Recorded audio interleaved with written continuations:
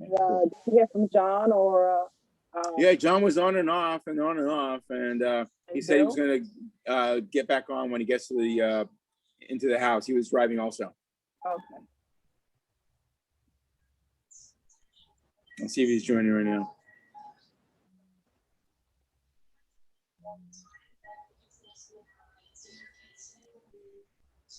Like, what's the deadline? If I don't know if we discussed this. What's the deadline for the developers? Like, what is their timeline? Do they have a date that they're gonna think they'll be done by, or what is their goal? Right now, it looks like the goal is around the 20th to 25th of April.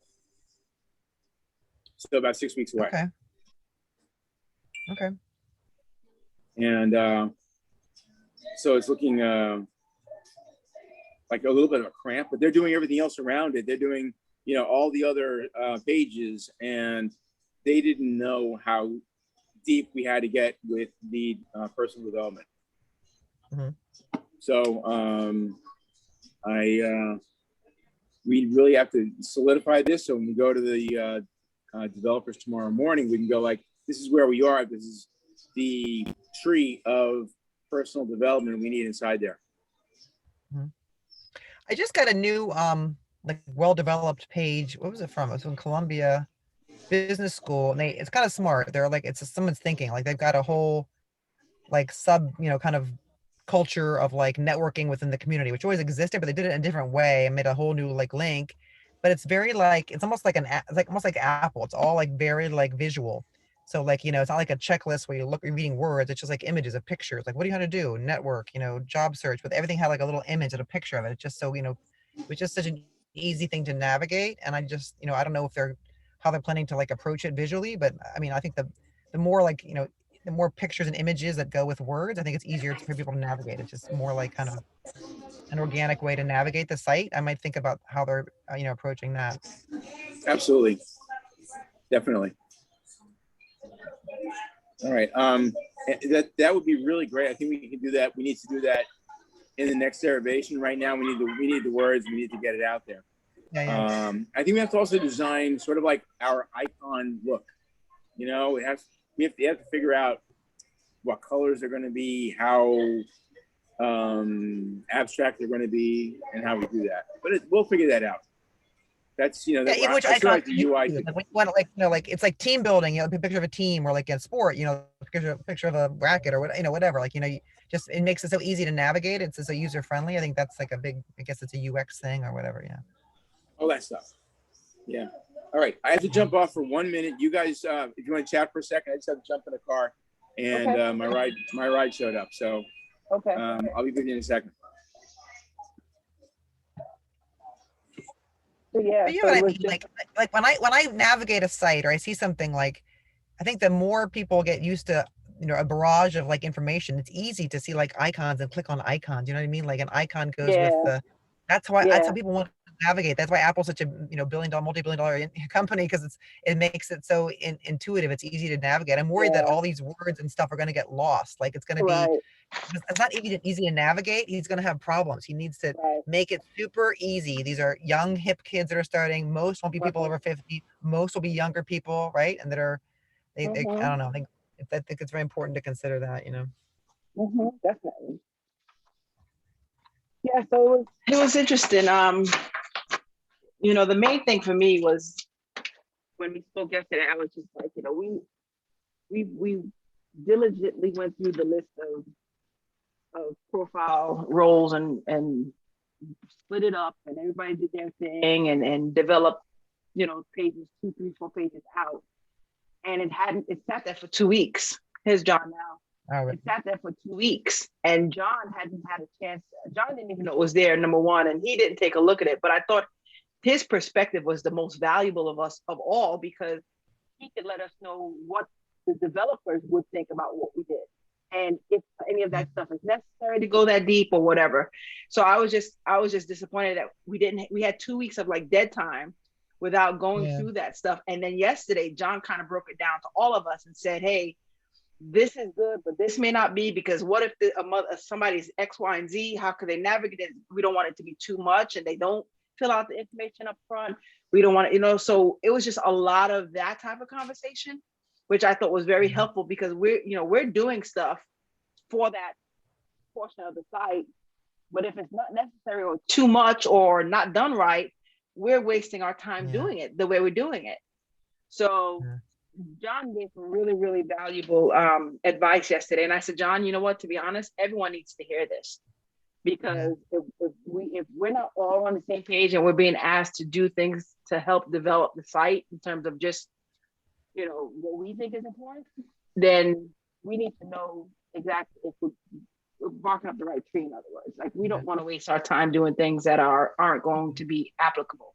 Yeah, it's got to be super simple. It's got to be super simple and Very easy to navigate. That's huge. I was just right. saying, John, that you need like icons, simple icons, like brain dead navigation. Like that's like I think quick. The quicker and more icons and the more simple and easy to navigate, the better it's going to be, and you're going to get more response. I think if it's like word heavy and confusing and not intuitive, you could turn people off, right?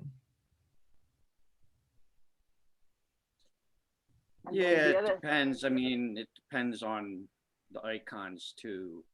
Um, a lot of times a site that uses graphics instead of words for navigation and stuff like that develop that over time where their primary user base kind of knows where they need to go and the icons become obvious. Um, if you have a bunch of symbols, let's say you put a circle, a triangle, a square that's not real relevant to what they're doing, the icon doesn't help them. Yeah. That kind of thing. and then we got to make sure it's universal with icons because something maybe something else to different people in different countries. I mean, as they You know, as they go through their profile, there's a lot of data that you're capturing, so it's going to be form based, right? And there's a lot of form fields, check boxes, text boxes, and you can design them so they look cool instead of just square little boxes or whatever. Um, but the design is irrelevant. The fact is that you have a form, it's data heavy. So you do need kind of words to describe Yeah, what's but like in the both, field. like make it easy. Yeah. Yeah. so John, am I correct to? Because yesterday, towards the tail end of I probably should have rewatched it, but towards the tail end of the conversation, I kind of was running around trying to help my son pack for college. But are we not using the 12 roles that we originally identified and more moving toward? I remember Greg just kept saying five different ones, but Well, there there were was, I kind of pulled back because I posed the question about the terminology being used in what we're writing up for the profile versus what we've told the developer. And the fact is that we've told the developer there's 11 roles. okay. Now, regardless of what roles what names or terms we gave them, we have 11. So it's up to us to kind of decide how that will marry up to whatever words we display. So like Greg was saying, well, I'm a player enthusiast, or I'm a professional or an Olympiad. And really the only role we had is athlete. So the question that I posed was like, okay, so what's the difference between those two check boxes? And do we need them as two different roles? Or do we need, like, is that a secondary question? Whereas those two boxes might match up to the one role that we have that's athlete, but then we have another piece of their profile, another profile data point is the type of athlete they are. So did you Professional. look?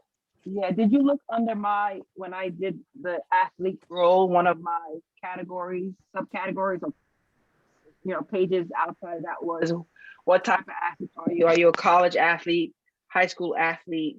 And then one of the categories was Olympic athlete. And if you chose Olympic athlete, then it had something else after that. So I had Olympic I had that on the athletes, but I had it broken down. So if you did choose Olympic athlete, then it would bring you to something else, which would gather more information about you. Did you have a chance to look at that? Because that's where Olympic athlete was. So Yeah, what I other mean, categories would Olympic it's an there, but Olympic it's player more be? on, it's more on the profile pages that Greg sent us and posted. You know, where it goes in and says, you know, I'm a fan, I'm an industry professional, you know, I'm a pro athlete, or I play for fun. You know, so the real question is, you know, if they're answering those, is that really an answer to one of the subsequent questions in that profile? Or do we need to break it out and be more of a one-to-one relationship to the roles that we have? Which is what Did we you guys did. see the doc that I just sent out like half an hour ago? No, I'm gonna pull it up now.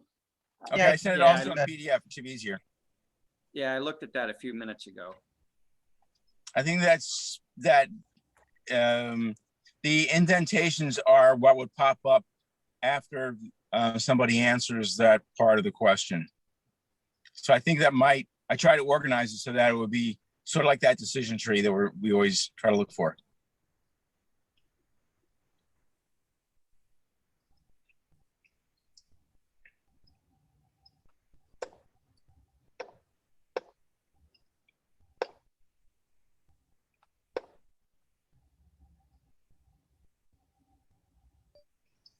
Yeah, see, in that document, so like basically the first thing that we're going to be asking them for that sport is, are they a fan, a player participant, a pro Olympian, or a parent of players? Okay. So what happened here, John, is that they came in, we knew the first sport that they were interested in, because that's one of the first questions we ask in the initial sign up page. Right, Okay. right. So then I just took it from there and said, okay, well, we can ask questions about that sport.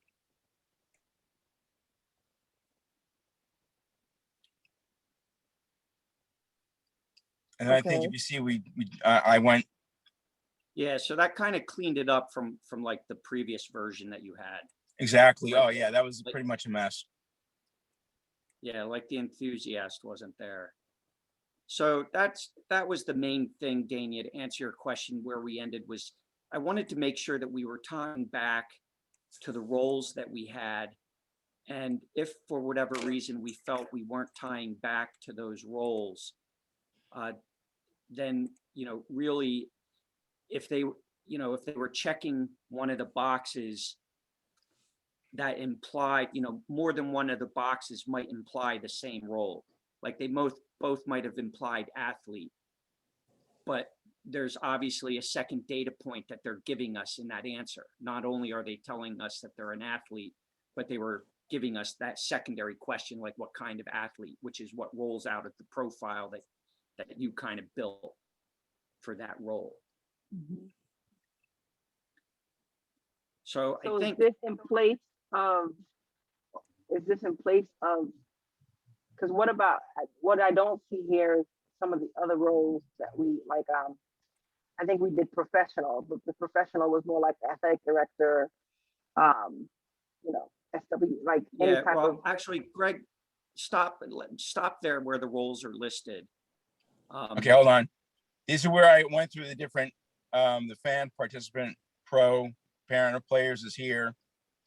And then here's where we got to the sports industry. Okay. Right. So Now is that the 11 roles. So would it be like, let's okay, try to match up. Sorry, I was just saying, just for making the connection. If the first thing they were going to ask you is what sport, so what if I am an AD, athletic AD, and I represent baseball and soccer? I would have to check baseball and soccer first, and then eventually I'll be able to say that I'm within the sports industry. Up front, when we asked the first questions, hold on, let me scroll up back to the top. It's going to ask, It's going to, first of all, we're going to talk about, they already said it's their favorite sport. So we're going to cover that. And then the next thing they ask is they'll see here, don't stop now, next sports. Under there, it's going to say, or I'm a professional in the industry. And that gives you a chance to jump out of this stuff and get into that other stuff, this stuff. How we work that, I think we like, this is exactly, Well, you know, where we. The one question I have is when someone first signs up, we ask them some of the mandatory info, which is like their name, their city and state or country, Date of birth, their date of birth, email. which is an email, which is mandatory. Well, the email they give us when they sign up, but when after they get the email from us for signing up to verify their email address, it brings them back to the site and they fill out like some mandatory data, which is like 4 or 5 data points. But we do ask them, and it's optional at that time, but we do ask them for one sport and the role in that sport. So some people won't fill that out. So they'll come into this profile. When they go to edit their profile, they'll come in and there won't be any sport that we know of. The majority of people will give us one sport and click one of the roles. Okay. So one of the things we need to do, Greg, is we need to go back and look at the designs for that page to make sure that those roles are thorough enough and marry up to what we want to capture, which I think they do, because that was kind of built based on our initial list of 11 roles and the ones that, you know, and we told them there was like 3 or 4 that wouldn't apply there at that point in time. So right. So we do need to go back I have and a look quick question. Oh, sure. My question is, like, maybe there's a better way to visualize this, because this is visually confusing to me. Like, you know, there's a way to have like a decision tree where it's like visual, like a box. You press this box. Once you click on that, then you can see the 2, you know, you go down to what the choices will be, and then it kind of goes down from there. Maybe it's me, but this is confusing to me. Like, no, that's what it's supposed to do, Leslie. You can do it on like on a different. Talked about the next button. I've seen it.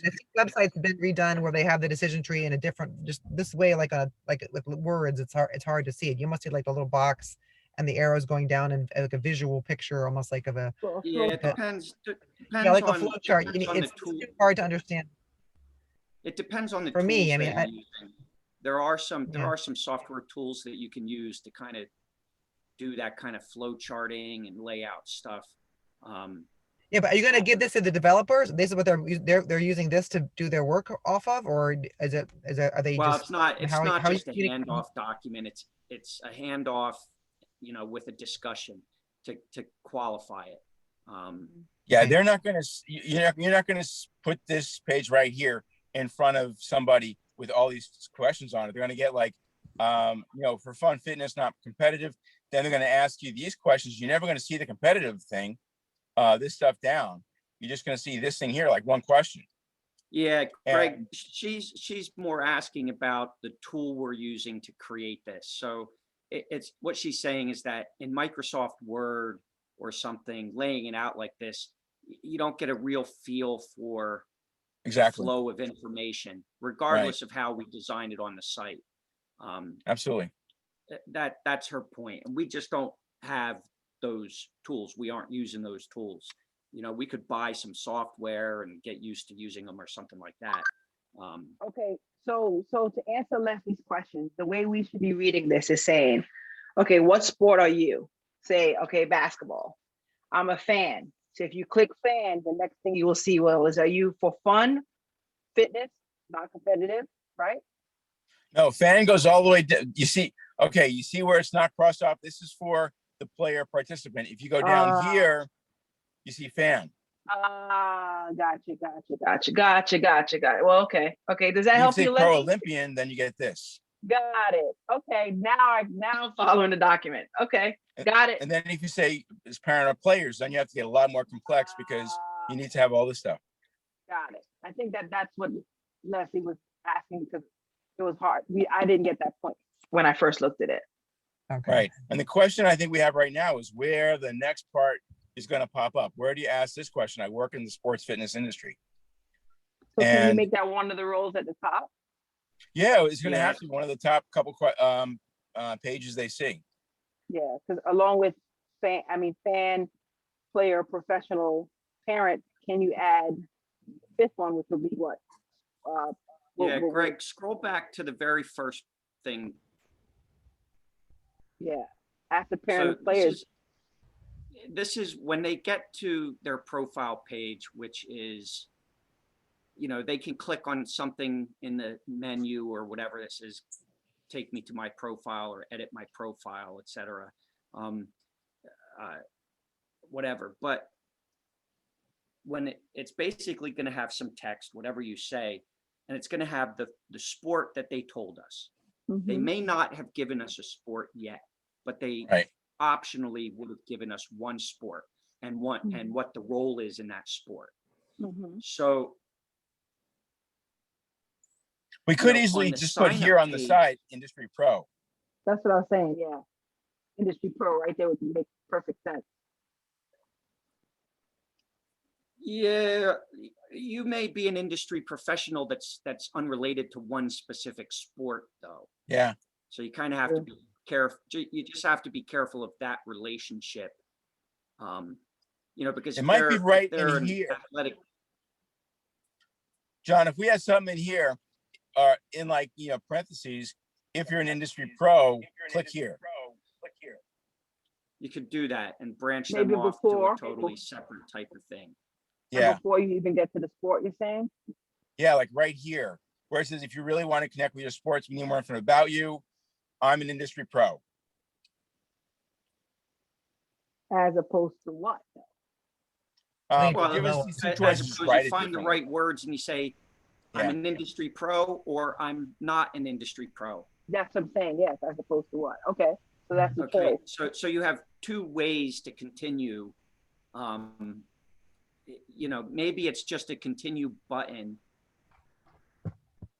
that if they check the one box that they're a pro, it takes them elsewhere without having And you have to, fill out and then you have to something. differentiate and say, some parent that coaches Little League might think he is an industry pro. You know, some dad somewhere when he's, you know, he's not an industry pro. They have to define like, what does pro mean? You know, like you know, like it's more Well, the language has to be correct too. I mean, precise. Yeah. you know, because you know, I posed that question at one of our previous meetings, you know, when it says, are you a industry pro? Like, what if you're a professional athlete? Does that make you an industry pro? Yeah. Or you Right. coach a travel team. You're not really an industry pro, right? Yeah. That's why I didn't use I mean, professional athlete. I used professional, which was one of the roles to include an industry pro, not a professional athlete. Remember that, Greg? Remember we had that conversation, Yeah. Leslie? Yeah. for clarification. Yeah. So here it'd be like, I work in the sports industry. This question has to come someplace. And when you click this, it's got to go to something that has coach, recruiter, fitness, health, wellness, athletic trainer, team manager, group admin, or league administrator. That's as far. Oh, and facilities manager. So coaches under that. Okay. Coaches, about- right? what Coaches about over athletic? here. Yeah. What about athletic director? Administrator. No, that's not league. That's Group. a League administrator. No. Yeah, you're missing that. Let's put it in. Put Could be administrator. league administrator / athletic director, or a separate item altogether. maybe I just thought- administrator. I thought there was something very unique about athletic directors because they basically are involved in, you know, 25 different sports or whatever, you know. So, but that's just my recollection from when we were talking. That athletic director was something very unique on its own. They are.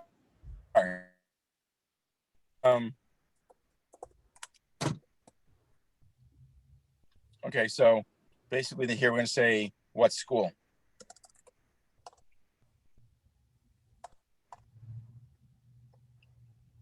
Could be an organization and not necessarily a school too, I would presume. athletic director of an organization. Trying to think of what organization. Give me an example of that. So I don't know if I. You could be like an athletic director. Well, maybe it's more league administrator is what I'm I thinking. would almost But put let's like say, administrator, and then from that you can like, put league you have, administrator or athletic director. what if you have like community youth sports? So you're in charge of all the little league sports for your municipality. You're an administrator, right? Okay, There's so small-time administrators and big-time administrators, and but maybe I put under the category of administrator, and then you differentiate. If you're a little league administrator or you run a university athletic department, right? Yeah, I mean, I would tend to say a league administrator is associated with a specific league, but not necessarily multiple sports. Mhm. But I mean, it could be. I mean, that's just how I Yeah, how you want to define it. interpret. The language. I can't pick the language. I'm not knowledgeable enough about that stuff. But I just remember that there was something about athletic director, whether it can roll in under league administrator as well. I don't know. Mhm. right, How about league administrator or sports? Because then you could be a sports administrator of multiple sports. Because there's league administrators more like I'm thinking about conference office administrator, Yeah. and then the other one you're talking about is more college or high school athletic directors. Yeah. Yeah, like it's kind of assumed that an athletic director is going to be responsible for more than one sport. A school might have 3 athletic directors or a couple, a couple assistants or something like that that are responsible for different sports. But a league administrator, maybe you specifically, the second question is for what type of sports, where you wouldn't necessarily ask that of the athletic director.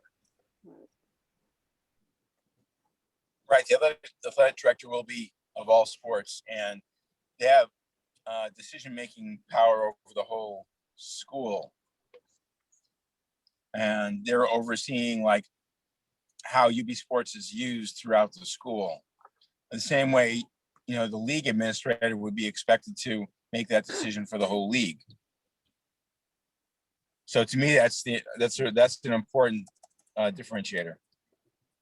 Yeah, so I think since we have to figure out where the industry professional question goes. And I think it needs to be one of the first things they see.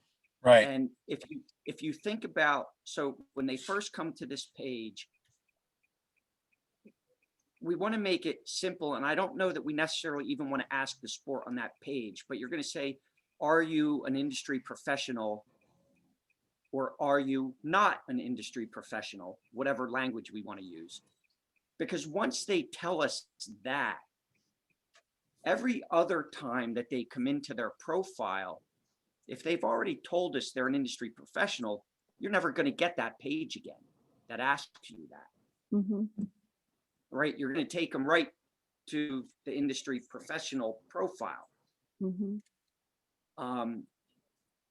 So it's like a kind of a one-time page. So I think it needs to be short and sweet. So you wouldn't even ask sport and are you a fan, a player, an Olympian, or a parent? Right. That makes Right. sense. Your first screen is just going to be very simply, are you somehow professionally involved in the industry or not? Okay. And they're only going to really get that page once, right? Okay, looks good. I mean, All right. So, where's my Figma? Okay, I don't have Figma on this computer, but we know what we're talking about. I think you're right. I think one of those top 2 pages. John, do you have that available? The Figma pages? I probably have a link somewhere. Yeah. Why? What do you need? Oh, I was wondering if you have those handy so we can figure out what page the Industry Pro thing goes to. Yeah, I mean, I can try to pull it up here or something. I don't. No big deal. You and I can worry about that tomorrow when we're talking to the guys.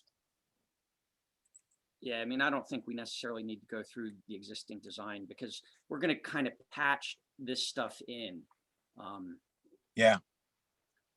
You know, because they only have really like 1 or 2 profile pages built because that's all they know about. They Right. know that more is coming, but they don't know what else is involved in it. So there's not much we can do with Figma than say, here's the page, okay, blah, blah, blah. So I think Yeah. what we need to do is just finish our concepts in order to give it to them. Yeah, I like that All right. idea, John. It's just make it simple, and you're just gonna track, different track. You're a professional, you're not a professional, like a professional than everybody else. And the Yeah, only you know, gray area would be the gray area of the guy. It's like the discussion we had the other week when you think who's an athlete, who's not an athlete. It's in your mind, right? So someone who runs a little league and coaches a bunch of 6-year-old probably thinks some of them probably think they're industry professionals, but they're not, but you have to yeah, kind of, and you know, you the want to language could route be, them are the you right an way. industry professional? And then it can have some examples, Yeah. athletic. You got to help Do them that, along yeah. because in the mind, them defining themselves is not the way you want to go. You want to route them, correctly. Yeah, very true. How about I make my living in sports? No, Some people are delusional. They think that I don't know. You have no idea. I think you have to just make it really clear and then define it for them so that if they're coaching a little league or they get paid as a club, coach, on the weekends, that they're not an industry professional because they're 2 different things. There's levels of, there's just different. So you'd have to make it, clear. I mean, you can have amateur athletes that go to competitions and make their living Right. doing that. Yeah, I just You saying know, you gotta make it a bigger way to kind of route people either way, but then you have to make the language clear so that people aren't navigating the site, and then because you didn't make it clear that they're like, oh my god, this site's so stupid, because they think of themselves in one way and that option's not there for them to check, and then they're so you put a few examples. Are you an industry professional? Parenthesis, athletic director, this or that, whatever types of things qualify as that. Who knows? You could have the drop down right there of the different roles, and then they have to pick one of those, like league administrator or group administrator or coach or athletic director. I don't think you do. I think you take them. I think you just triage them. Are they a professional or are they not? right. All right. And then they'll say professional. And then the next screen that they get will.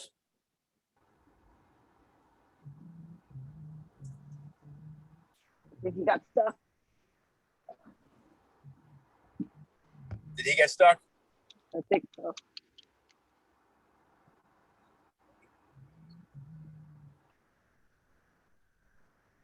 Yeah, I think he got stuck in mid-word. Yeah.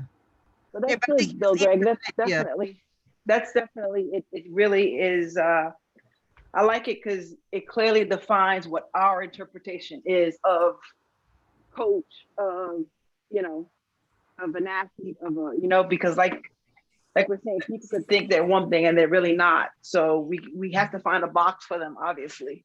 So I think the way we put it, we're clearly defining what we interpret those roles to be, and give you less room to assume based on your, ego that That's you're what it something is. not.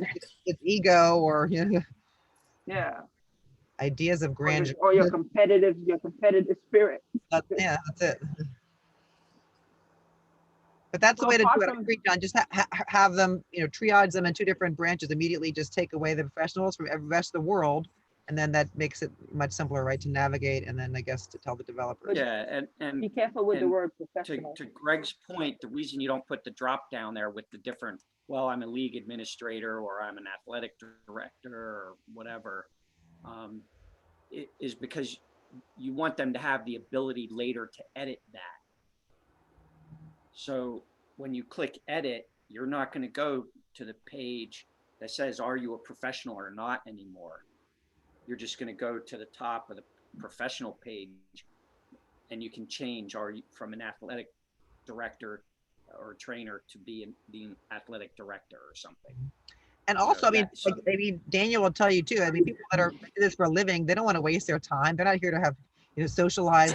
They're there, to get information and get in and not get out. You want to make it easy for them to navigate and get in, get out, and do their job, because for them, it's not like, any kind of social, kind of, medium for them.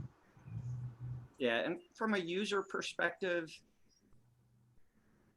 if like the first thing we have to realize is that we're putting these screens on mobile as well. So you have like if people are using a phone, you have a small screen display. So you can only fit so much on mobile. And what we don't really want to do because of the complexity is have that first page like on the web, like if you're using your laptop or a desktop computer, that first page, you don't want to load it with a bunch of questions that on mobile now becomes 5 pages, because now you got 2 totally different designs. So you want to try to keep your screens very similar. Ultimately, what that means is that you're going to have not that much stuff. If you're using a laptop or a desktop computer, you're not going to have that many questions. Your screen's not going to be really full of stuff, right? You might only ask 1 or 2 questions because that's all that's going to fit on the mobile page. So it does make sense to limit questions from thinking about your screen on a phone or a tablet computer, perhaps, but they're a little bigger, in developing what your page contains as far as questions. The second Might be thing also is really that cool. So go ahead. the second thing is, as a user goes through, if I have to answer 100 questions and I got 1 page of 25 questions, a second page of 25, and there's 4 pages of 25, that's frustrating because my first page, I see 25 questions. I'm like, oh my God. No, you can't But do that. if I have to answer 100 questions one at a time on mobile, it just seems a lot faster. It's like, yes, submit. Yes, next. Yes, next. Yes, next. It's repetitive and a lot faster. So that there is some value to minimizing how much you ask on one page. It's not visually overwhelming. So I think those also are 2 if you're things. talking about it, someone's on a tablet or a PC and we're only asking a couple of questions, it would really be good to have something below explaining why UB Sports is so great for that role. Yeah, I mean, on the desktop computers, you'll have some additional space on the screen where ads could display that you wouldn't have on a mobile page, etc. So you'll use that space. You could have some help information, like you could have like a little question mark icon for a help button, right? Next to, for example, when you ask, are you a professional or not, you could hover over the question mark or click it or tap it, whatever. And on mobile, it'll give you a full screen with your help information, something that says, well, this is what we mean by industry professional. But on the desktop, it might display kind of as a sidebar. It won't hide the screen. Right. So those are different design layout things that can be done that technically they're implemented almost the same way. It's just that they're displayed differently depending on your device. So, we can leverage, the developers can leverage technology to fit the device, the medium that the user is using. But we need to come up, like your help content, for example, in that case, is going to have the same language, the same text. It's just how it gets displayed is going to be a little different. So to your point, Greg, yes, the desktop computers, even tablets potentially, if they're in landscape mode, but maybe not portrait mode, we'll have extra space. And that's an a strategy we'll implement when we talk about ads and how we integrate the ads into the site. All right, that's good. If you guys see any other changes, like how I set that up, I think, Daynia, I took pretty much everything you had on your player profile and built it into what I did.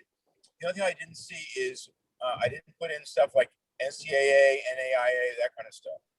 But I do have Div okay. 1, 2, 3. You just did Division 1, 2, 3? Yeah. And, Yeah, okay. hold on. Junior college? Hold on a second. Let me go back to that.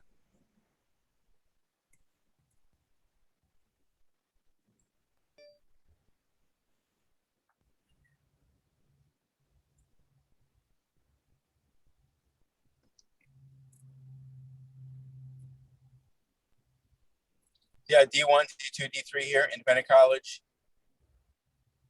Ready to be recruited. Are we live? Yeah. So I got to clarify this a little bit, taking your stuff, what you put together, Daynia. Mm-hmm. Make that a little better. Okay. Is like is Yeah, I mean, I division- think that has to be done with like all of the role things that were created. I think there were 6 of them, like Daynia did 4 and Leslie did 2, I think. So they kind of need to be married up into this. That'll kind of flush it out. And Yeah. I think what I want to try to do is marry up the start of this document, like how this begins, with the designs that the developers have already created, to see how they fit, if there's a disconnect there. And I think what I'm going to try to do, Leslie, to your earlier point about, visualizing these questions and how this kind of flows, is I'm going to try to create some sort of a flow chart. Did we lose Leslie again? Yeah, I'm outside in the car. Yeah. All right. No, you could do. I'm going to try to create like a flow chart that kind of shows. You could even draw it. You could just draw it and scan it. Draw it, copy it, and then scan it and put it in your computer that way. If it's easier to just like map it out visually, just with Yeah, I'd rather do something more with a tool, a flow chart tool. Yeah, I would. Sort. But yeah, this is I think because then I good. can edit it.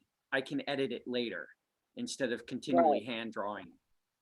Yeah, I know. I'm just saying it's like this is kind of confusing to visualize. Like I get confused looking at it. But and then I had another question. When you write in the first list, which says for fun, fitness, not competitive, what was your experience in sports? What is that? How does that help us? I don't understand what that means. Say that again. Like the first box on the very top says fun, fitness, non-competitive. So you're kind of labeling yourself as a non-competitive, fun, athlete.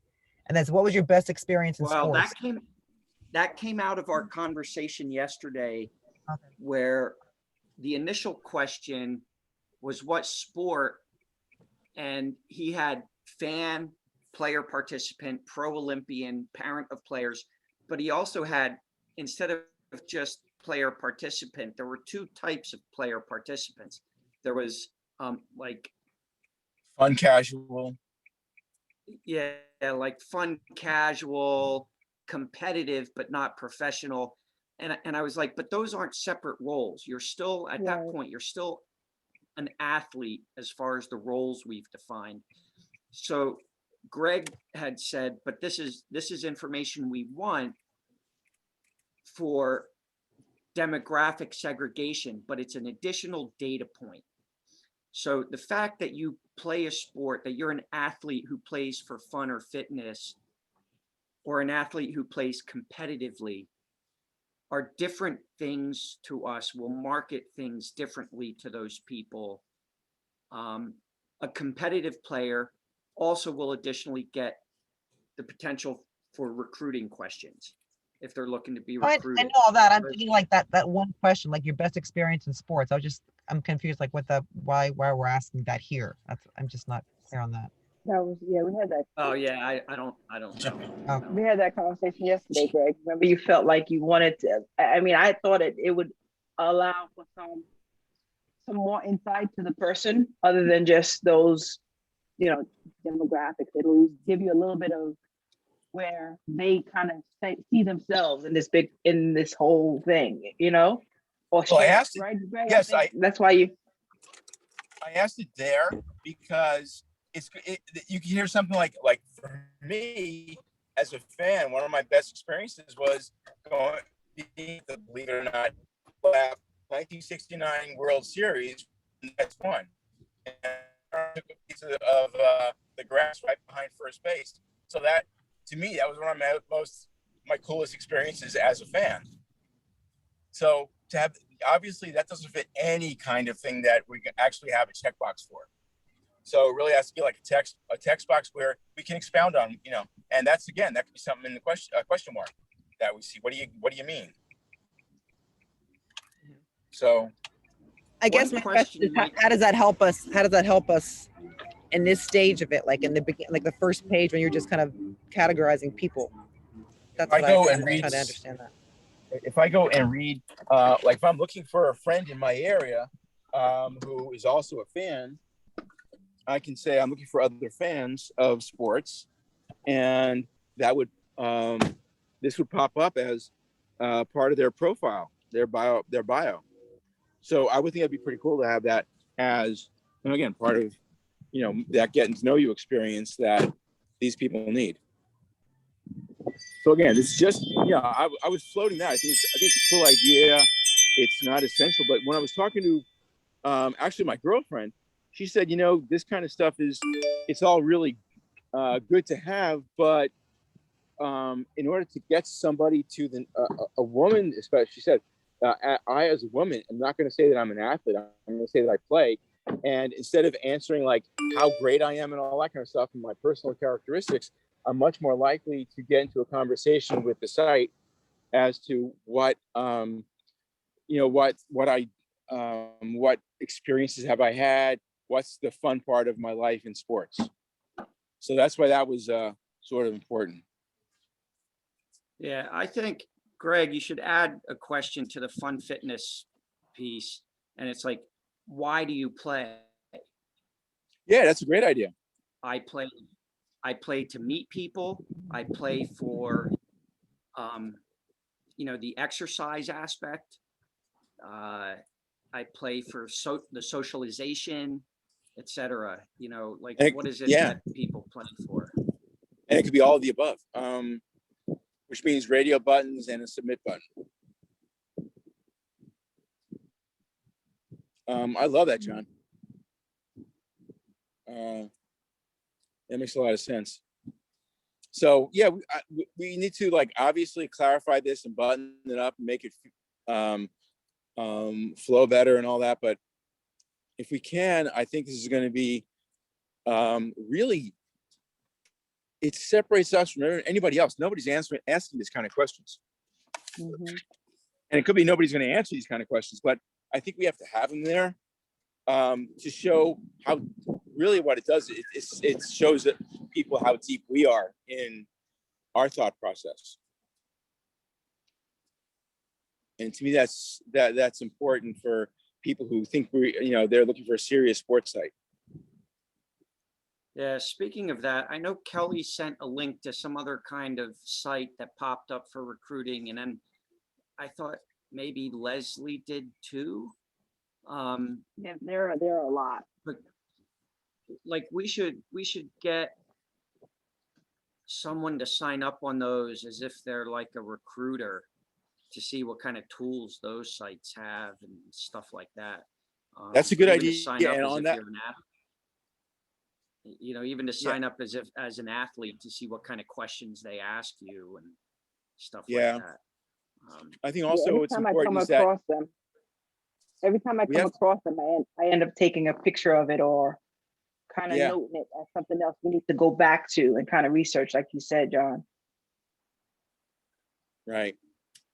Yeah, there are a couple of really serious recruiting sites that have all kinds of disclaimers and stuff as far as what you, how you need to protect the kid with all the information. All this stuff is like really confidential information, like what was your SAT, all that stuff. You have to make sure you're abiding by HIPAA rules and COPA laws, of course.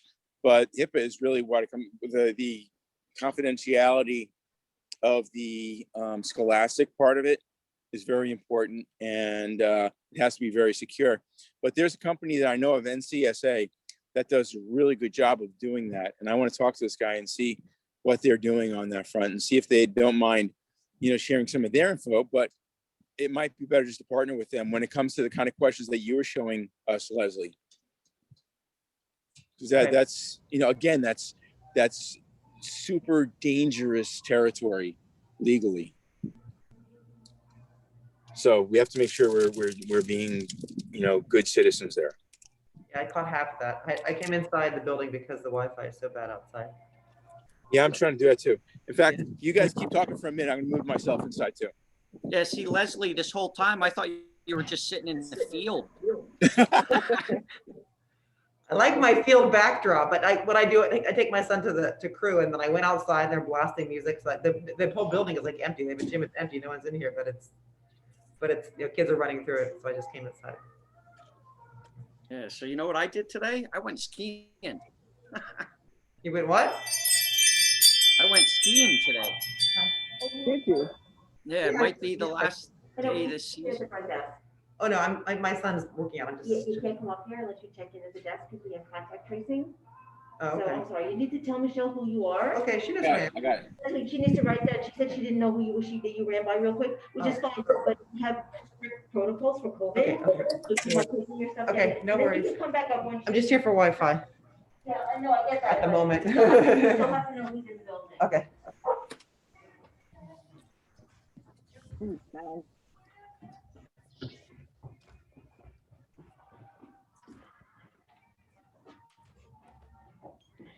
So is that all we have to do for the developers? John? Yeah, well, I mean, this isn't even ready for the developers this week. I mean, we could maybe kind of show them what we're working with, Right. and tell them that we're still massaging it and flushing it out. But we won't have anything for them tomorrow. Okay. Maybe by Friday we could have something. Oh, I talked to them this morning. I told them that we probably want a meeting on Friday.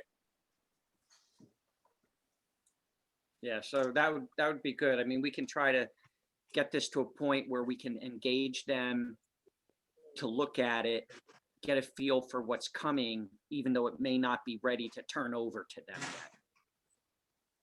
yet. Okay.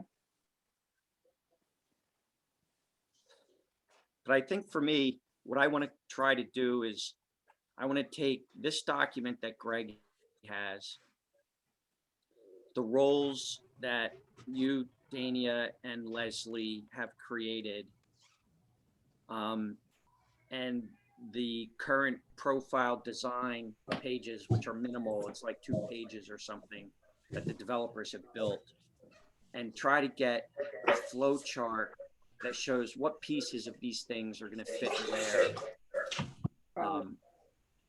So you can kind of get a better visual picture of it, of how it'll flow for a user.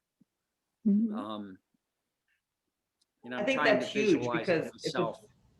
it's got to be really easy, clear, and I think we should just make sure we get this right, so people can navigate with ease, and there's no kind of gray area.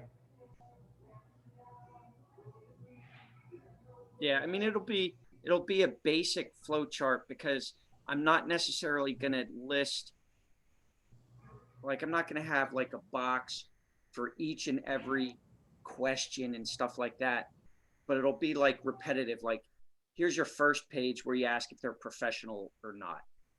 Then it'll branch to 2 different pages. It'll ask something else.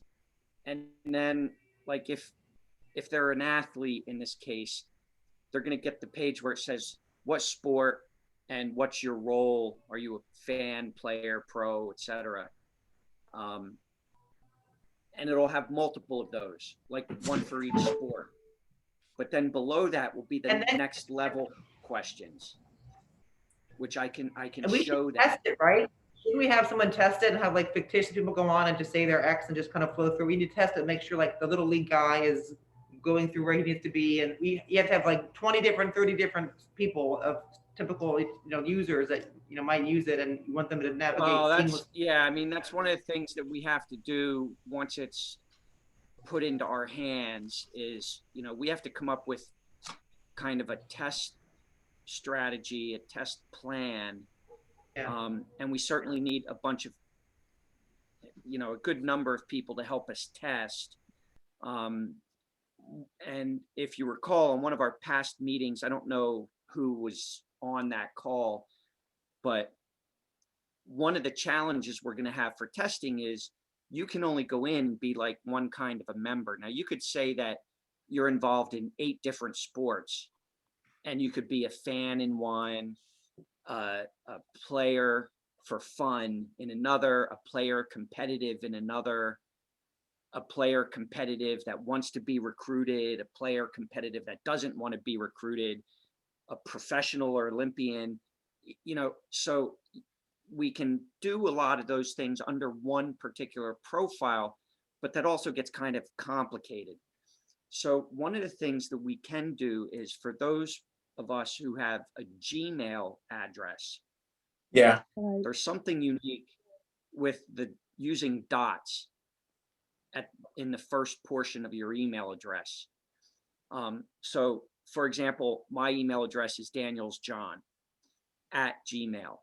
So I could do D.A.NIELS and the rest, and that's different than DA.NIELS,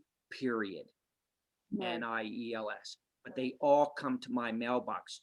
Gmail will ignore periods in that first portion of the email address. So you could conceivably have, 100 email addresses by changing the position of the dots or using multiple dots, D.A.N., for example. Yeah. So we'll be able to create different accounts. Or you could get to like a go bunch of through college the kids to sign-ups. go through them. People like, I know for Columbia, people just like throw out like, I'll give you an Amazon gift card for $20 if you do this, and take the survey, or we just have to incentivize people. College kid, give them Well, 15. You could that have would be like friends of friends or college kids, kind of go through these, or anybody just to go through it, and have people that your friends. that would be valuable. That would be valuable if we would give them what I would call a test script. Yeah. It's like, this is what we want you to do. We want you to go in and pick this answer and pick this answer and pick these answers. Yeah. And then when you're done with that, do another one this way. So that way we know exactly what each person has tried to do, and they can give us their comments and feedback at each step of the way, instead of just them randomly going through, and choosing answers on their own. Yeah, you need to So pick about that, 50 or 50 different titles, and then run through it and see, make sure they get where they need to go. yeah. So, how you get the volume of people to do the testing, you can run incentive programs and get groups of kids to do it or whatever. But the key is that you need to provide them. Yeah, you need to provide them a detailed list of what to test. What'd you say, Yeah, I Daniel? think with all of our contacts, we can get a good sample pool. You get like 100 people easily like that. Yeah, Players, coaches, players, parents, sure. administrators, medical, trainers. I mean, I think between Leslie and I, and maybe even Kelly, we can get a great sample pool of everyone from each role. Yeah, and as far as doing an incentive, we need to find out if Greg has the money. Yeah, and I don't think. These people I'm not incentivizing anybody to do this. Volunteer and answer these. Go online and do this. Yeah. Let me Help ask us out another here, question. you know? Another question. I don't know if you fleshed it out or not. We probably don't want to get into it, but like I know like my son's a college kid and all his friends they're gambling and betting on these sports games, right? So it's not a gambling site, but they're gonna go on the site and they're gonna say, maybe I want to watch some highlight tape or watch a game, you know, stream something through this site, and I'm a fan then, right? Like there, you know, that's I don't know if you want to get into differentiating, but like how are those kids that there are people that are watching as like gamblers? We're not. I mean, how do you approach that? I mean, it's not. They're just fans, right? Yeah, But I would say, think yeah, they're so. fan. I mean, some of them might think they're an industry pro. Yeah. There's just money that they're I don't making even at it. follow it. I just know it's they're people, and they're gonna have whole different gambling sites. It's a whole different industry. But I'm just saying, like from our perspective, like you're just a fan, like a like a sports fan, right? Yeah, you're just. I wouldn't say a word about it. Let them click around for like 50 or 60 pages and make us money while they're looking for it. Yeah. You know, and I'd be afraid to even put the question that says anywhere that says, you know, You profit yeah, I'm a off of gambler. competitive sports, you know. You know, I mean, Yeah, that's the last thing I want to do. you know, then you might have to put up, you know, have a gambling problem, call 1-800-GAMBLER. You might have, you know what I mean? Just, you might open up a whole nother, like, I don't know what the regulations are for gambling, but you always see that on any casino sign or anything for bookmakers. You got a problem gambling, call 1-800-GAMBLER. So I don't know It if could be that's like, a I law. want to think like you could attract these people that are sports fans, but they're going to use the site in a different way, and they can't gamble on the site, but they might just like think like, okay, I'm going to watch the site. Maybe they start having some chatter amongst themselves, or you don't know. I mean, I'm just thinking like something like that. It could be those people could be attracted to this site in some way. For I don't know. Well, you know, Leslie, there's nothing stopping them from starting up a group for gamblers. A good example of that is people like, I don't watch much basketball at all because I always sucked at basketball, so I never really got into the game. But I played the NCAA tourney pools all the time. I throw 10 or 20 bucks in, and sometimes I win out of luck, shit luck, because I don't even know the teams or anything. But you know, like, that really is just a fan, more or less. But there could be some value at some point in identifying those people. Like, if someone says basketball and I'm a fan, you know, do we want to know if they play tourney pools? Because I could see that we would put on our own pool. I just think it might organically, some people might be attracted to the site and they may start their own organic, like, you know, group to chat. And there may be like people that are fans that are actually, and there are a bunch of other sites that I know about and there are more to come, but I'm just saying like, sometimes this might be a way of some kind of community starts from some community within the site. And then it's like a gambling kind of spawns off from that or something. I'm just trying to think about that as a possibility. Yeah. You know, I think if it's that sort of gambling site closer to March Madness, like we could start a promotion during March Madness and then engage them at that time. I mean, I think each sport has a different, I'm not sure, but I know around this time, a lot of people are looking for that type of, you know, gambling kind of networking thing. So these are like you can do it whenever. Hardcore gamblers. These people are just like suddenly like in March Madness they'll enter a pool. Yeah, they kind of have a bracket or something like once a year. Like that might be your gamblers on the site. That might be the extent of it, right?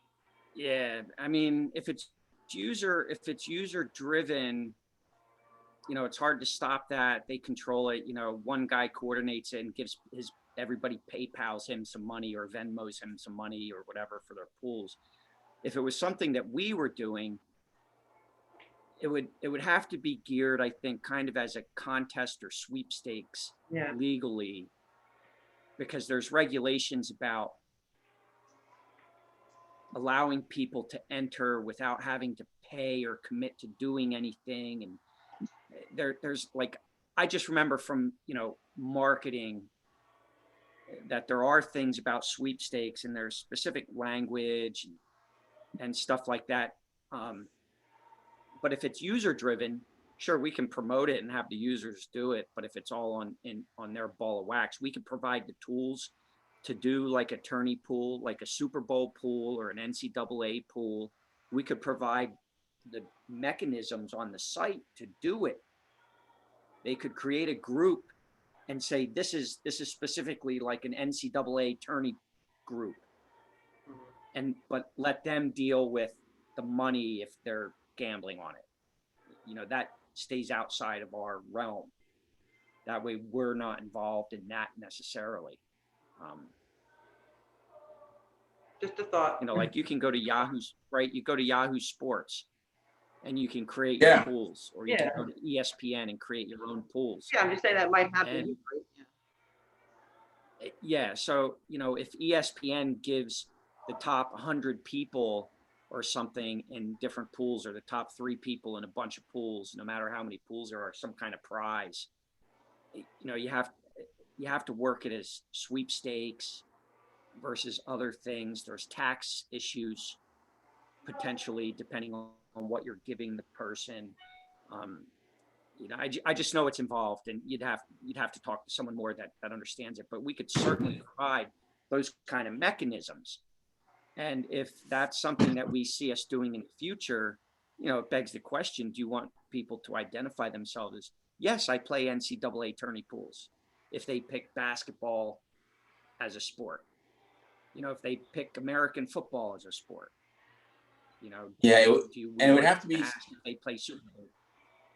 it would have to be something where they're not picking specific winners and losers. They're just picking like scores and doing it that way off of a chart, like the way that you do it at a bar. It really can't be more serious than that, because that really is gambling as opposed to, as you said, a sweepstakes. Yeah, I'm just thinking like my son, he doesn't play sports, right? He just doesn't play sports. He's not into it. And he doesn't really watch sports unless he and his friends are gambling on a game. She's almost like a fan that revolves around, you know, like mass kind of, gambling on outcomes. That's kind of how that's his sports, experience really. Yeah, and I would He imagine doesn't watch people as a that fan, but because gamble, of the love of the sport, he watches because he and his friends are betting on this outcome, and then they watch it kind of almost like to see who's going to win the bet. It's weird. yeah, and I think you would just come in and, you know, you'd be a fan of that sport. Yeah. You know, and that's kind of where you end up. I think, I don't know that you necessarily need to break it down further than that. Yeah. And, you know, I think there's you know, the number of sports that are out there is overwhelming, right? There's a huge list of all your sports and activities, but the ones that you gamble, like, I don't know anybody that gambles on field hockey games, right? Like, Not in the you know, US. unless it's like two people that are in opposing schools and friends or something, and they're betting on the outcome of their high school game or something like that, you know, whatever, or a college game. But you don't see like the real gambling that you do, you know, except for like the professional sports, some college sports, soccer perhaps. And the European pro sports, they also do it. Like track, they bet on overseas, and Tour de France, for example. Those are serious betting things, and even the bookies here in the United States do that stuff. So yeah, we don't want to be bookies. No. So All right, so yeah, but definitely we can do something. I'm That gonna one of try my to things. kind of. Sorry, go ahead. No problem. I was just saying, one of the things that I really want to do when we're really settled down and popular is to do a lottery, an Olympic lottery, where half the money that is won goes to the Olympic Committee. I think that'd be really cool. And then the other half goes to the winners of it, but it's a lottery, not really gambling. And so we Yeah, have it's to like a figure out how to do that. sweepstakes. Yeah, exactly. Yeah. So John, go back to Okay, your, so- what were you saying? With the roles and the profiles, I'm going to work on trying to come up with like kind of a flow chart thing. I'm going to try to marry it up from the designs from the developers to the pages that you kind of created with the detailed information that Leslie and Daynia created. Just to kind of see if I can come up with a visual flow so we can kind of see, you know, how the pages are going to lay out, what your different entry points are. Like if this is your first time coming in, or if you're coming in to edit your profile at some future time. So we can look at the various entry points. You can kind of start to get a feel on the depth, meaning the number of pages in. Like if I say I'm a fan in basketball, there's not many questions you're going to ask me. So the depth is very shallow. But if I'm a competitive athlete who wants to be recruited, the depth of questions you're asking me is much deeper, right? It's nowhere near as shallow as a fan in a sport. So ideally, that's what I want to kind of get with this flow chart, is so that we can kind of envision the branches and the depth of the branches. You know, I'm not going to be cut and pasting text from these documents and things and plugging it in, because that would be too unwieldy to visualize. So it'll be a conceptual diagram that gives us those entry points and the depth of the branches. And I think that'll go a long way to allowing us to see what we're missing, if anything, and how we can kind of tie it all back together into what the developers have done already. Yes, that's perfect. And then what we have to do is starting filling in. Once we get those things nailed down, we have to start filling in what the question mark spot would be. Like on this page, you're supposed to do this, and these are your choices, and this is why.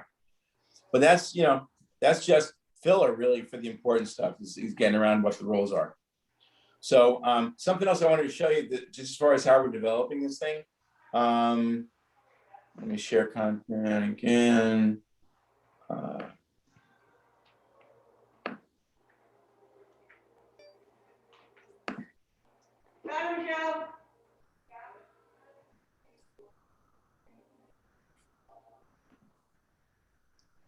I told you we were doing this thing with the stats. All right, wait a minute. Just so we understand what the hell was that 29,000 unread emails? I don't erase, I have to say. What the hell is that? I don't either. I think I have MP. I keep on trying to erase them. I run out of time. Oh my God. It's just ridiculous. Those are the unread ones. I've got like probably 50 or 60,000 there that I've read. It's ridiculous, but that's what I've done, unfortunately. Now I can't dig myself out of it without just like exploding everything and getting rid of 100,000 emails without looking at them. So under like football, we have a bunch of different things here. And this is where I left off, going through each one of the positions and what's being looked at. One of the things that wasn't mentioned, I think, Daynia, were you the one who gave me the football one? Mm-hmm. They didn't ask how many games you played and how many minutes per game in each one of these positions. Because, you know, when you're in high school, you're playing more than one position. So I'm trying to figure out how to do that. Yeah, I could see that in high school. Yeah. In football, do they play more than one position in football? If you're not, you're asking them? No, I was just asking in general. I don't know football too well. Yeah, football, they'll play an offensive position and a defensive position, typically. Right. But sometimes you'll have someone who could play wide receiver or tight end. You know, that kind of thing. Now back to John's. I'm starting to get tired from this vaccine, but back to your initial thoughts about these stats. Are these stats going to be used in the profile intake part, or are we still just saving these stats for the recruiting app? I think these come in the recruiting section. Okay. The recruiting app, not the. No, I think some people are going to be building this on their own because I think junior high school and high school kids are going to be competing with other kids on the site, and they want to see how these other kids are doing. So you're going to add these stats to a section of their profile. Yeah, it's just, it's as you go along, you know, you're filling out your profile, and the deeper you go, page 1, page 2, page 3, page 4. This is like page 5, and up top you say, either, you know, this is where you start getting to the recruitment questions. Well, you did have a section of your breakout where it said, you know, I'm an athlete, whatever, and I recruitable, non-recruitable. So if they go to recruitable, can we then add an option for them to add the stats then there? So that way everyone's not seeing it, only if they want to add Exactly. it at a particular time. Exactly. That's Yes, it's the but same I don't page. think that's not, I don't think that's gonna be part of the first release though, right? Like, we're not going that deep on the first release, are we, Craig? I think we have to start like page 3 and 4, but this can't be too far behind. I mean, because people are going to, you know, kids are going to be, you know, you got to think about it, these kids are rabid about this stuff. So they're going to start looking for page, or they won't even know it exists, so they won't be looking for it. But as soon as we launch it, we have to announce these people that you can fill in your stats. They're going to be all over this stuff because they're all looking to get recruited and visibility of their stuff. So And the recruitable portion is only for high school athletes. Like we Or can't have a college. youth athlete. Well, I think you would get into these, Daynia, if I say that I'm an athlete and I play competitively, but I'm not looking to be recruited, you'd still have the ability to put these numbers in. And frankly, I think if you say that you're an athlete and you play for fun, you might still be able to get to these, even though the likelihood that you'll enter them is probably pretty small. Yeah, like But as anybody long can as have you a say that profile, you're an, right? Yeah. yeah, Okay. but I would consider it more, they are recruiting statistics. Yeah. You know, that's the terminology that I've been using on them, even though they'll be accessible to be updated by anybody who's an athlete. Right. Okay. Okay. You know, maybe you don't offer just it to making people sure that that's what we want. Because yesterday, remember, you were like, people aren't going to fill out 25 pages and da, da, da. So I don't want to get too deep on you, John. Yeah, right. So this is how we're doing this. This is what I wanted to show you this, because this is what I think is going to be important for those recruiters, for the coaches. And I think that as a result, it's going to be important for the kids to start putting this stuff up. So John, although I don't think it needs to be in this version, I'd like to see it phase 2. Because I think it's something that's important, and it'll get people staying on the site longer and sort of getting excited about it. Yeah, and I don't think you can do just this season, last season. I think you need to specify a specific year. Mm-hmm. Yeah, I agree. Now, I don't know, like a winter sport where it's, okay, you know, the season is 2020-21. I don't know how you enter that year, but you could have like a multi-year for a seat where you'd have a drop down where you pick the year. Yeah. And you might have 2020, 2021, and you might have 2020-2021 for a season that spans a year. Right. It doesn't have to be just an individual single year. Yeah, because it won't. I think you want to do sports like that. basketball crossover by winter season is 2 years, and then summer is the next year, and it's the same year of that kid's like high school year, right? They're like 2019 and 2020, and then summer 2020 is basically within a year of their high school experience, but it's like, you know, 3 seasons in 2 different years, right? Right. So it'll be current school year, next last school year. And Greg, to your and I question, think to answer the question you had about positions, remember you had asked me about that? Uh-huh. I don't think you need to specify positions. I mean, you don't have to specify positions because based on your stats, you can tell which position you are. Most people can tell which position you are. And right, and what you fill is, in will be different. Yes, and the second thing is you might be a post player in high school or elementary school and transition to another position later on based on your size and ability. Right. So I wouldn't pigeonhole them too much into positions. I think stats would probably be more important than position because those change. Right. depending on the level.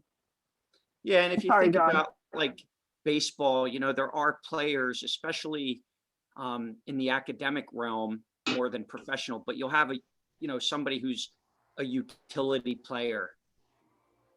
You know, Right, who they moves might around. play, you know, they might play outfield, they might play shortstop, they might play third base, you know, they might even pitch a couple games here and there. Right. So, you know, I think there's, you know, it makes me question when you say, how many games did you play at this position? That doesn't necessarily always apply. Like, I think you'd want to ask, well, how many games of basketball have you played?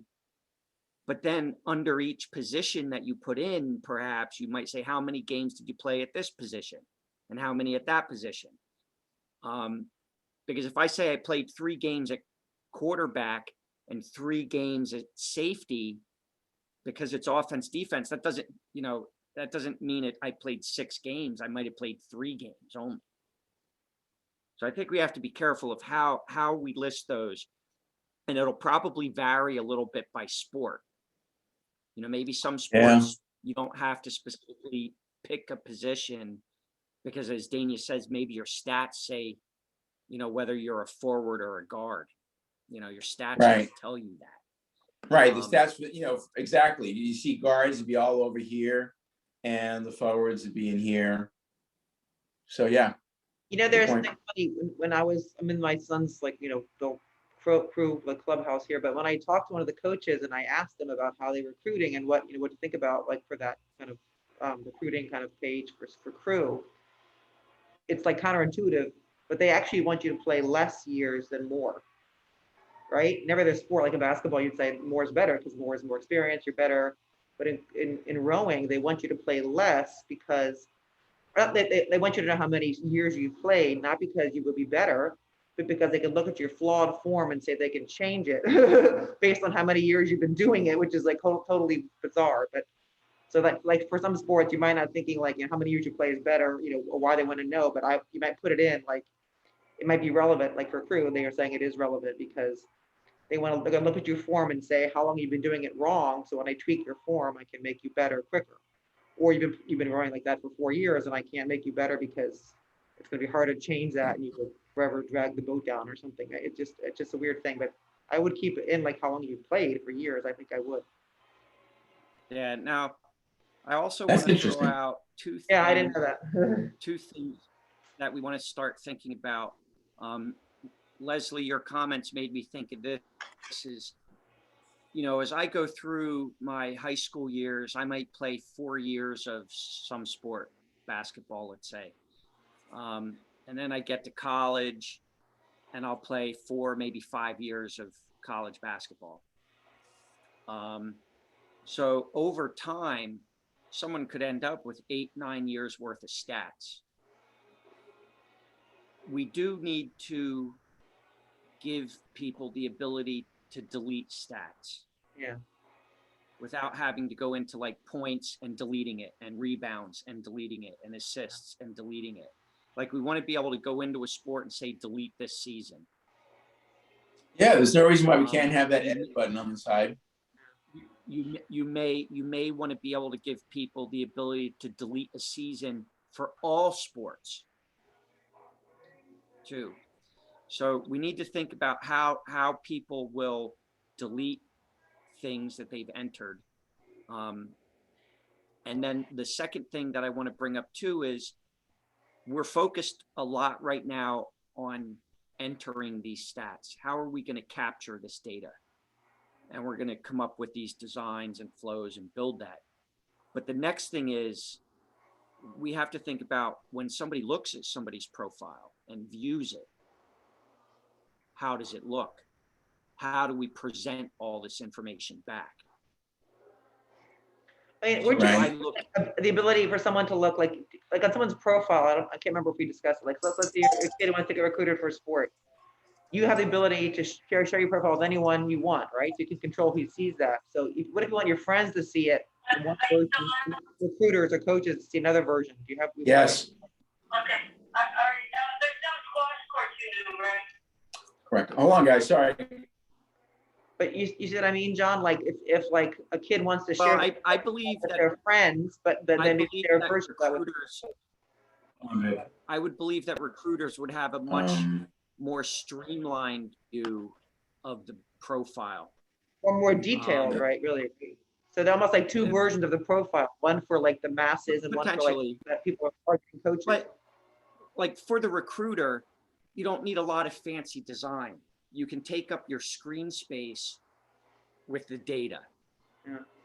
But when the profile is viewed by someone who's not a recruiter and maybe a coach or something like that, but for the most part, someone who's not a recruiter, you now take the data, you're not going to just squeeze all the data as much as you can on a page.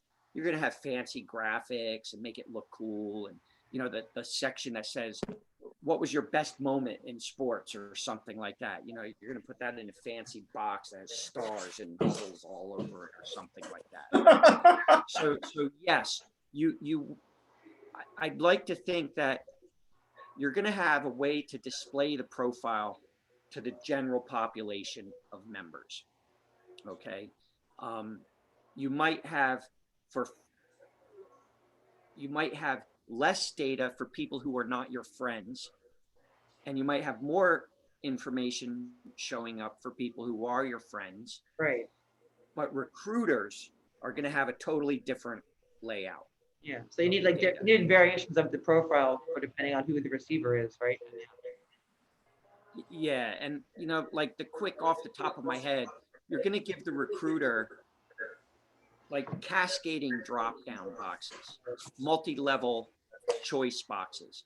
So I'm looking at somebody's profile. I'm the recruiter. I'm looking at an athlete's profile. I'm going to want to pick a drop-down that shows me a specific sport. And then under that sport, I'm going to want to see a specific position, perhaps. Maybe there's only one position, but then I'm going to want to see the stats for that. But then I'm going to want to see different seasons in that sport to see his progression through his college years or through his high school years. Then I'm going to want to change the sport because this is a two-sport athlete. And I'm going to want to drill down to the second sport and different seasons within that sport. I may also want the ability to look at multiple seasons within a sport side by side, which makes it easy for me to visually look at a specific stat across seasons. So the recruiter's layout is going to be significantly different because a recruiter has a very specific goal in what they're trying to get out of that profile. You know, they're going to want to see something totally different. They don't care how fancy it looks. They don't care how it works. They just want to be able to see that data a certain way, however that is. And I just see that as a total different thing. That's going to be part of recruiting functionality that we build for recruiters. So yes, we will have multiple views of that profile. But aside from the recruiter piece, you're going to have what does a friend see and what does a non-friend see. And that's basically it. Why is it necessary for friends and non-friends to see my stats? If I'm checking that I'm a recruitable athlete, well, maybe they don't. Maybe they don't see the stats. It doesn't mean that friends and non-friends are going to see stats. You know, but then my question is, okay, well, what if someone is a coach of the team and the coach wants to see those stats? Does the coach have to rely on the recruiter to see the stats for that player? So, I mean, we have some thinking to do about what data shows up when it comes to these stats, who gets to see it. But the bottom line is you're definitely going to have two profile views, one for your friends, one for your non-friends. And your friends are going to see more stuff than non-friends. okay.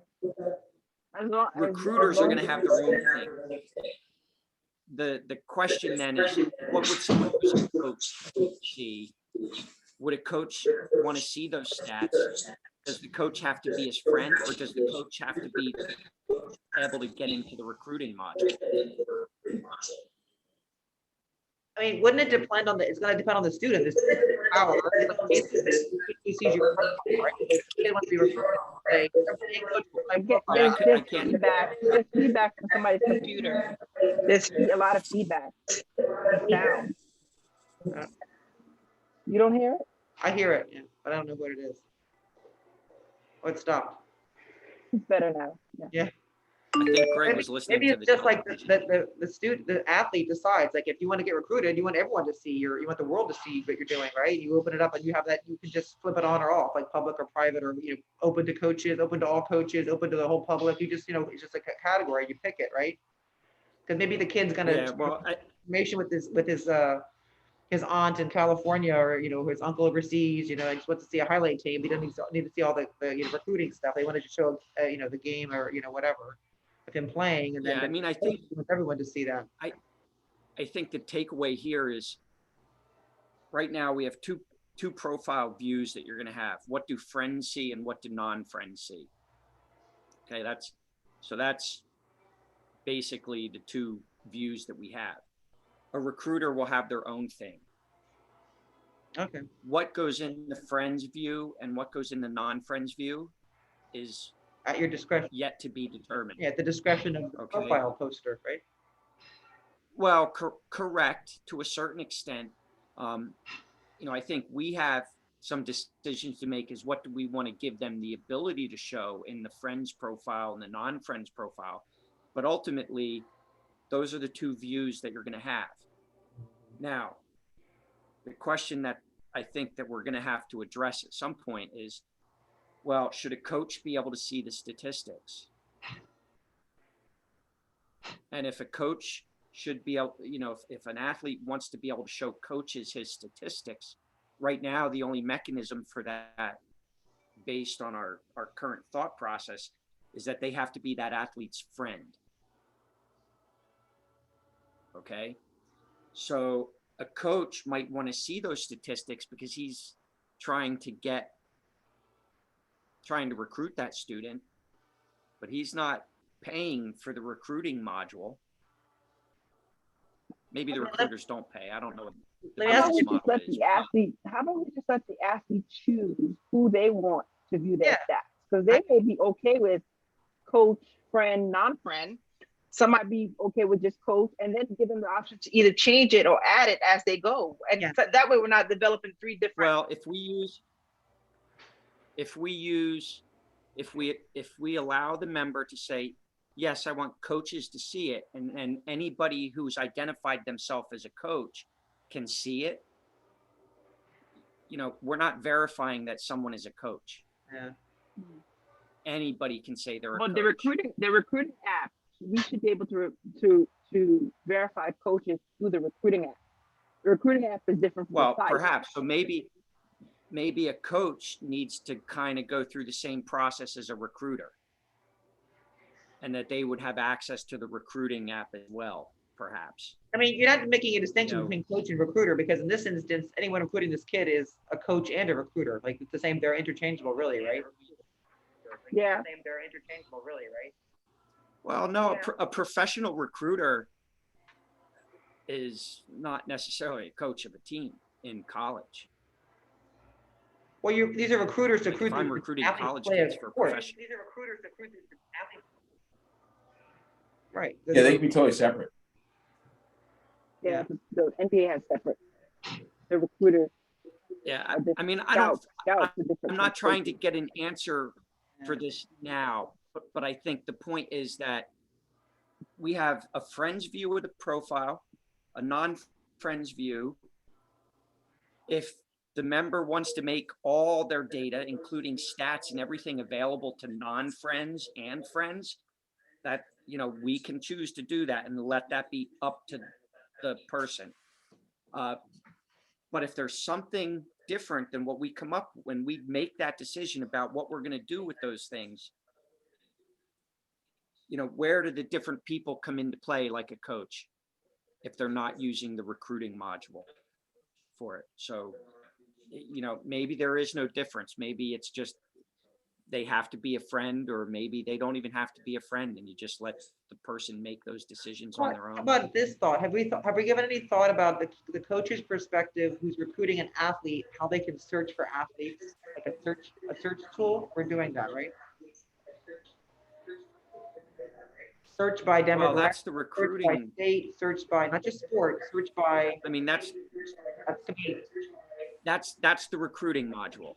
There'll be a separate recruiting app for recruiters, for mobile, and within the site, there's a separate section of the site that recruiters will use that give them special search functionality. by state, by position, by even maybe statistics. Maybe they want someone who has a certain time in a race, or, you know, whatever. Like, you know, they can punch in parameters. It might get really hairy, but I'm just wondering, that might, from a coach's point of view, that's what they're going to want to do. They're going to go in there and search as whatever they're looking for, position, region, you know, height, whatever. Yeah.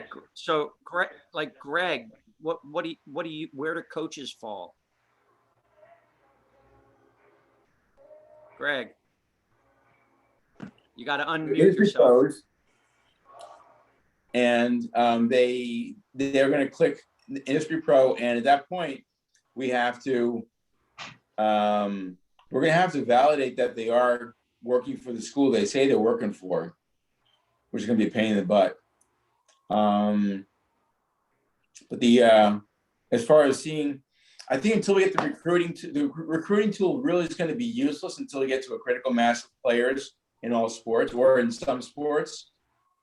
I think until we get to that point, we should offer it as a free service to search for coaches. I mean, so coaches can search. And it's up to the member themselves to say, I'm going to fill out this page, but I don't want coaches to see it, or I do want coaches to see it, or I want to be recruited or not. I think if you say, I don't want to be recruited, then coaches probably shouldn't see that page. Right. Yeah, that's fair. I'm just thinking about how, from the coaches, like all the Well, for a coach to find a player. I'm just thinking about that. I don't know, Daynia, what do you think about know that? that's necessarily true, Greg, because you know, I think play, just like we, and I don't. I think just like we add a verification button on certain things, we need to add a verification button on these professionals. Whether I don't know how you would do that to verify that they are who they are. I mean, anybody could create a profile and be a stalker and just, you know, but how do you verify that these people are who they are? And maybe they have a verification code, and those people who have verified are the ones who have access to view through the recruiting app. You know, I don't know. I mean, I'm just thinking about, I think about it from a coach's perspective more so than anything else. And these recruiting apps that I've used only showed me what I needed to know about the kid in terms of statistics or, you know, just demographic pertinent information. So I've never viewed a recruiting app as a parent, and I've never viewed a recruiting app as a friend. So I'm not making that connection that it's even necessary, if that makes sense, because I've only had to use the recruiting app from a coach's perspective. Yeah. Right. So I don't know why a Right. friend would want to see my stats. I could see if I want to make it available to everybody, then that's fine.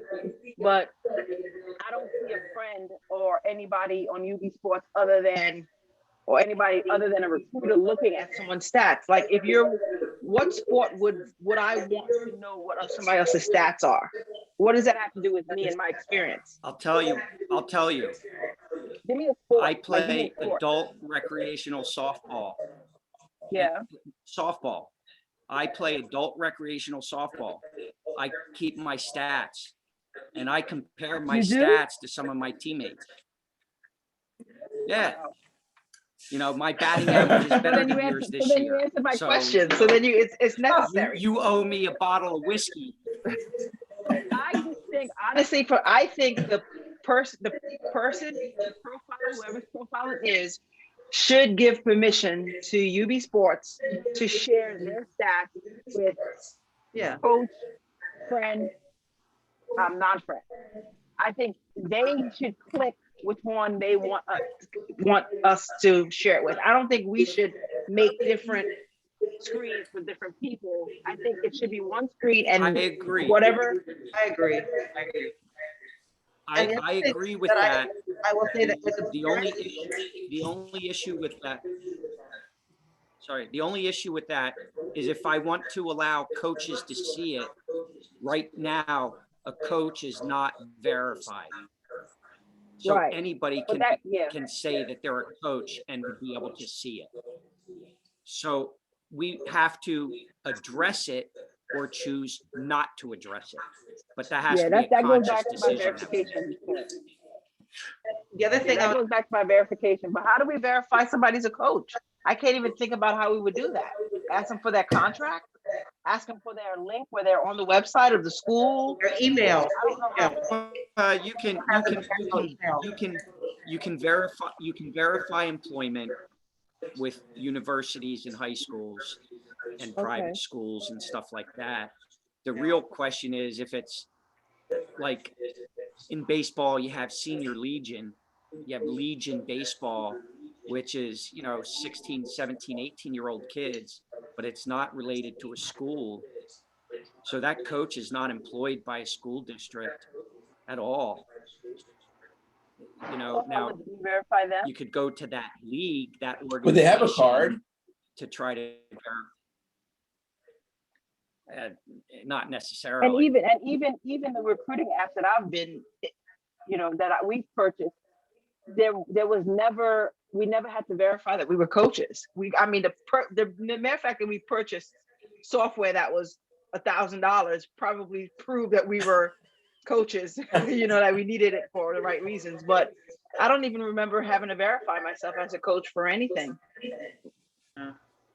Well, I don't know how long ago that was, but times have changed with data Yeah, well, this privacy is and 2 stuff years like ago, that. so. The only And I the definitely only think too, thing when these kids sign in up for these absence, recruiting apps, there's a waiver. There's something that they give up Yeah. in order to have people view yeah. this information. So I'm sure legally they probably sign off their rights to, have that company share right. their information with whoever, right?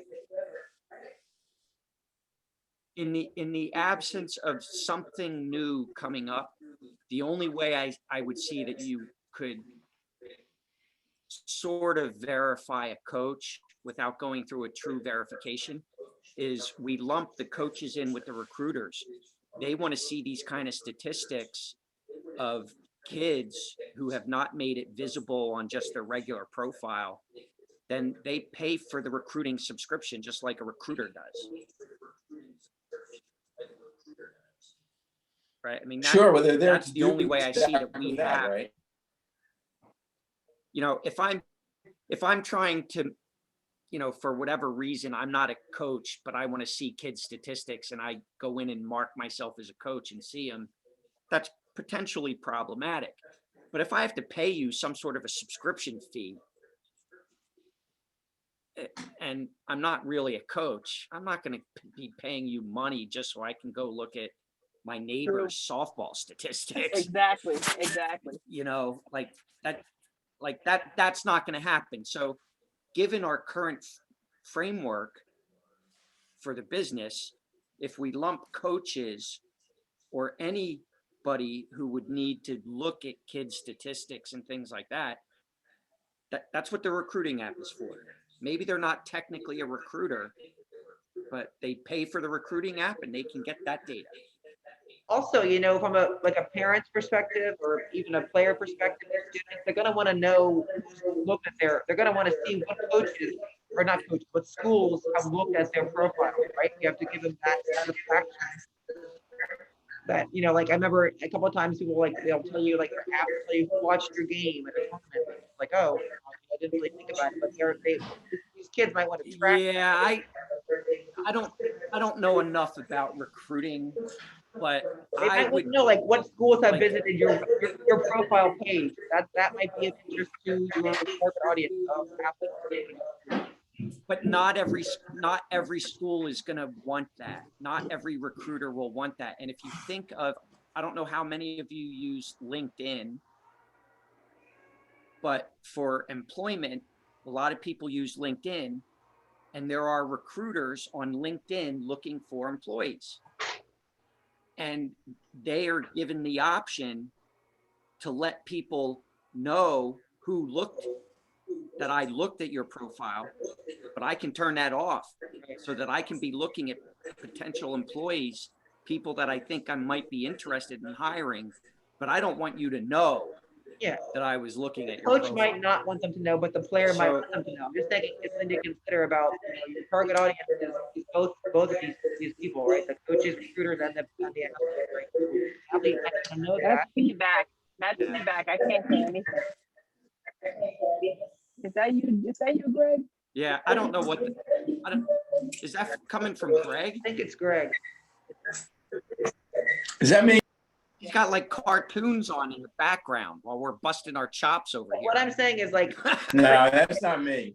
there might be competing issues, but like, I think that the students might want to know. Leslie, is someone going on behind you? No, I'm like at a hall by myself.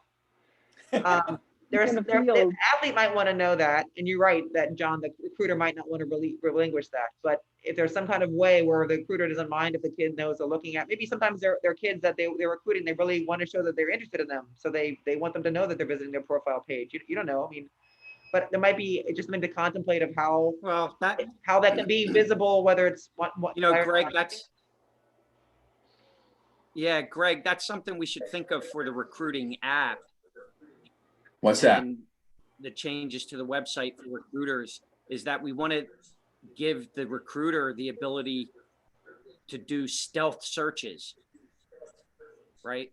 I want to do searches and view profiles right now without people knowing, right. but maybe tomorrow I want the people to know because I'll have narrowed it down to like 5 out of the 100 Right. people that I looked at. Or And I want those 5 recruiting kids an to know athlete that and you really like this kid, Daynia, I'm sure it's a kid that you really, really like. She wants them to know that she really, really likes them. So she wants them to know that they went on their page, they're sniffing around their social media. These kids know when coaches go on their social media, they want to know because they want to know that that person's interested in them, right, as an athlete. Yeah, but on the other hand, you don't want a bunch of riffraff that you looked at who you're not interested in giving you a call.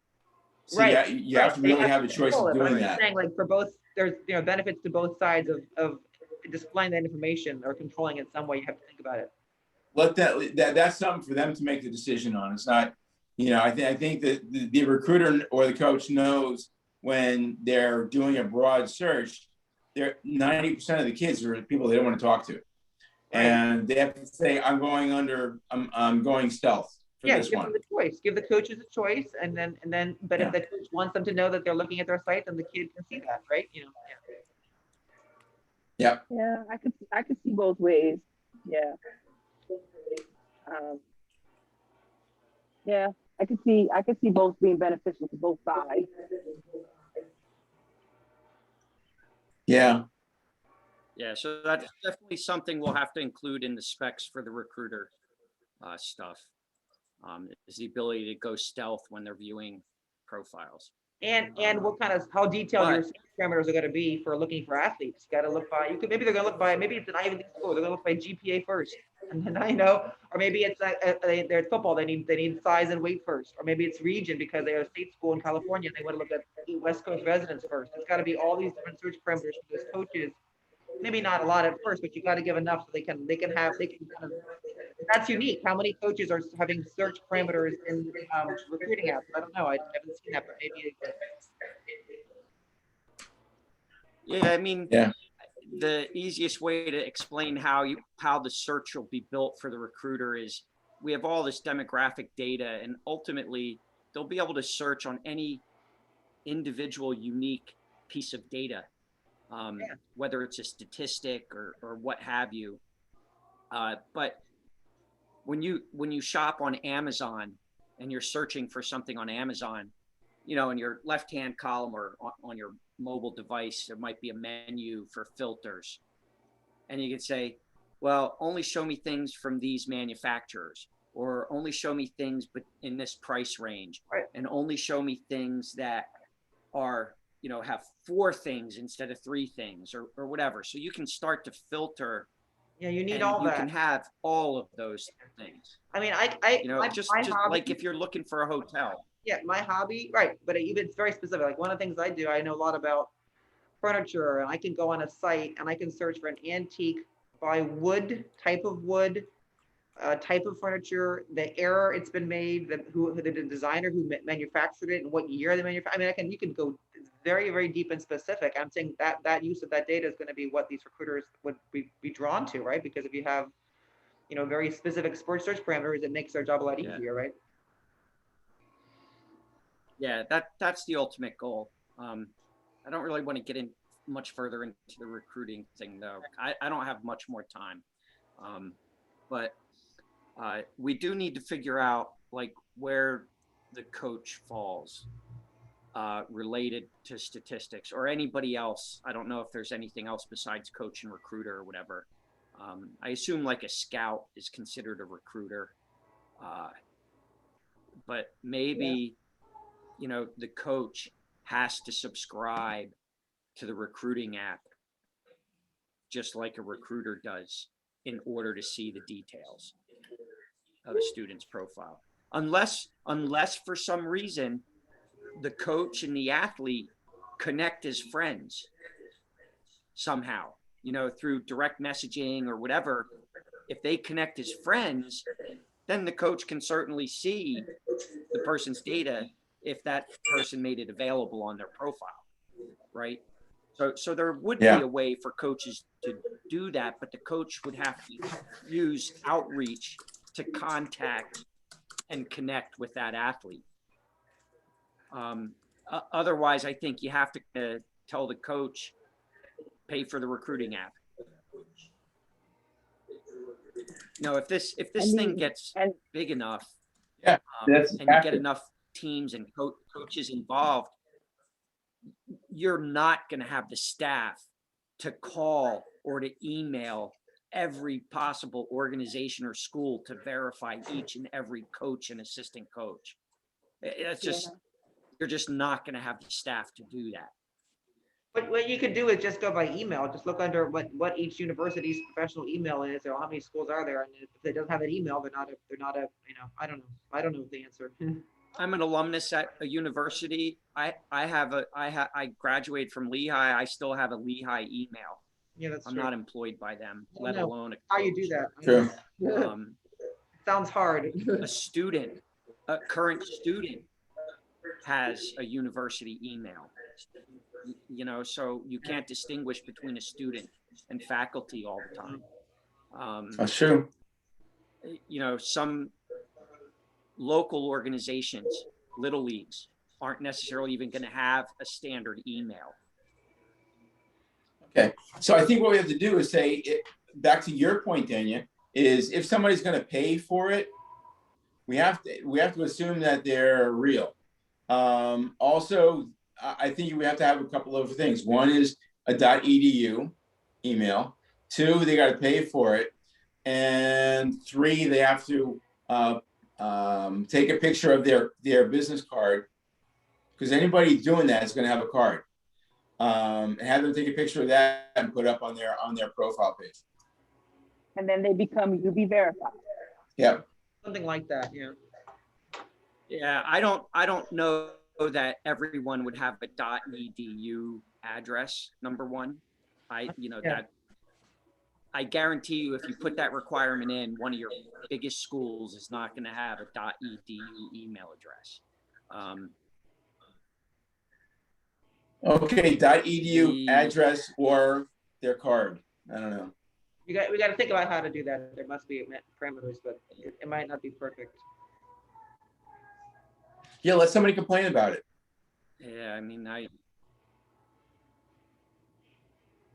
think about Huddle. Even if you ask for that card. You have kids' names, you have their high school where they go to, or even YouTube. You have the kid's name, you have their high school, and you have their video, what they look like. I mean, right? It's out there. I mean, I don't know.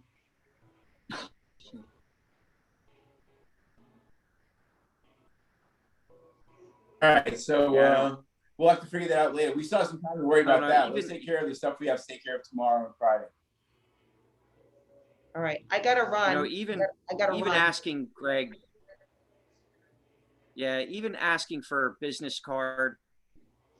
If I know what the Michigan University business card looks like, how Yeah. are you going to know that it's real or not? Yeah. We're People- not. We're just, people are I scary. could make a business So- card for any place in like 10 People are minutes. crazy. They're crazy. They're scary. But if you think about if a kid wants to get recruited and they're putting their stuff on YouTube anyway, their name's there, their school's there, they're you know what they look like. I mean, you know, it's you're asking for a level of trust that these coaches looking at your kid on this site are authentic. But meanwhile, millions of people look at any other wet huddle and just go punch their name in and punch YouTube to punch their name in and you pull it up. You know. So I don't know the liability difference. Yeah, I mean, Our site think- and like YouTube. I think the immediate answer is that coaches have to subscribe to the recruiting app. Yeah. You know, that would be Like the a thing. deterrent. And- I agree. Financial deterrent. Because you there's no way, it sounds like there's The no next way- question is, how much do we charge? minimal I to don't know. start. You're the business guy. Dang, what would you say a site could charge for that?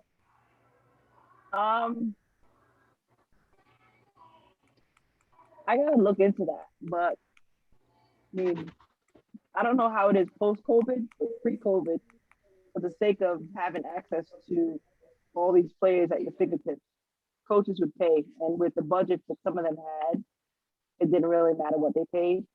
But I will find out what some of the other recruiting apps cost, so we're in that range, in that ballpark. We don't obviously be too high, but for some schools, it did not matter how much. It's definitely an investment. And I would assume that you would have tiered pricing because Division One, a single coach for one sport at a small school is going to do 10 searches, but a recruiter for all sports at Michigan University is going to do thousands of searches. Okay. Yeah. And the So, budgets you know, would determine maybe- how much too. So Division Three might not be able to afford what the Division One can. So that tier Not at all. for cost, that tier Yeah. system for cost is definitely realistic. I have another quick thought, just a just a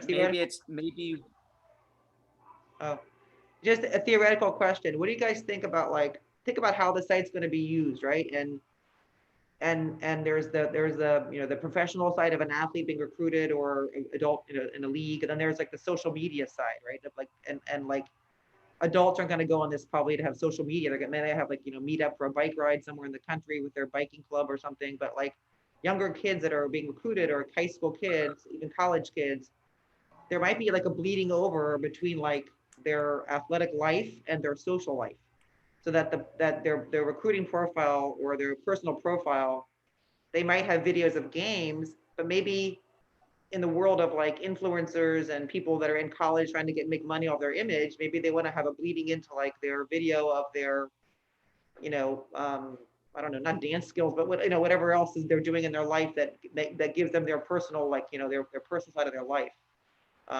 That's more like social media kind of oriented, because these two worlds could combine a little bit, right? For these people that trying to make money off their image in college, or even high school kids that are just social by nature.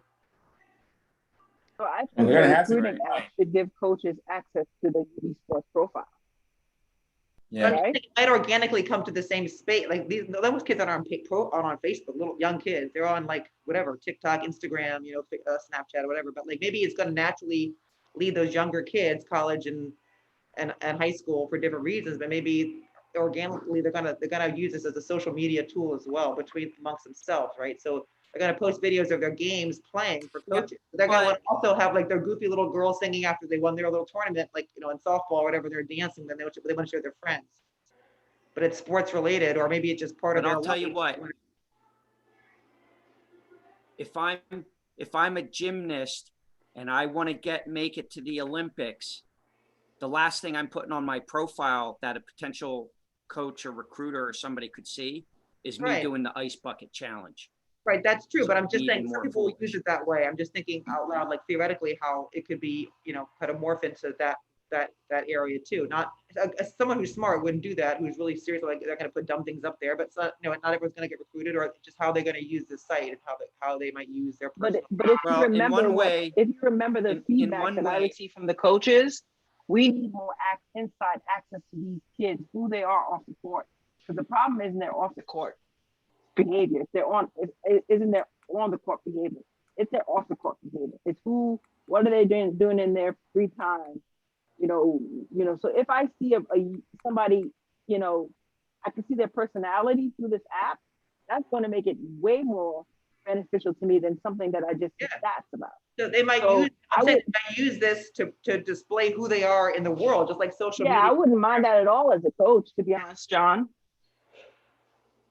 That's what coaches want. But when we did our little survey, that's what they wanted. They needed their personality assessments. They wanted their, access to their social media, behind the scenes stuff. My point is only that someone who seriously wants to be recruited is going to be very conservative or cautious typically about what they put up there. Yeah. It's just like when I'm on LinkedIn, you can use LinkedIn as a social media site and post whatever the hell you want. But most people don't do that because they keep it professional for when they do job searches and things like that. So I think the athlete who does want to be recruited is going to be far more conservative than someone like me who's not being recruited for anything ever. I'm just using it for the social aspect. Yeah, but my point is that we're going to have links to someone's social media so the coaches can check social media. But what I'm saying is what might happen is this might become a hub of social media for these younger groups of high school, college. And it could very well be. I mean, there's videos that are not all about sports. I'm just thinking it might turn into that kind of organically and think about, just a theoretical idea of how to think about, how it would grow and what it would mean. And it could be its own social media in some ways, right? Maybe. Well, it definitely will be. Yeah. And maybe that's a privacy option where, we're going to give control to the user, show this to non-friends, show this stuff to friends. You might have something that says show this stuff to recruiters. So if I write blogs on my profile or stuff, or I post a video or photos, if I don't want recruiters seeing them, that should be an option. Don't show recruiters my photos. Followers, the whole. Don't show the recruiters my videos. Yeah, so you could add that as an extra level, so you can still use the social media aspect of it, but kind of prevent the recruiters from seeing it unless they become your friend, right, or something, right? Something like that. So, that's conceivable that we could build that kind of privacy into it.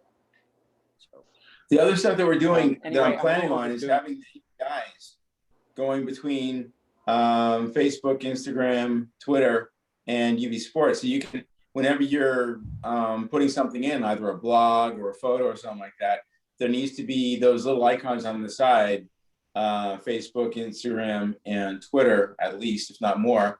And then if you click that, you are sending that to your Instagram account or your Facebook account. So you're getting that. And they have that set up, like Facebook Connect and those kind of things.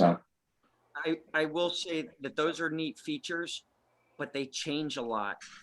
And you're kind of beholden to, Twitter changes something. Now you got to reprogram some stuff to make it work again. Yeah, it's true. Facebook does the same thing. So that's the one thing that you have to be careful of with that stuff.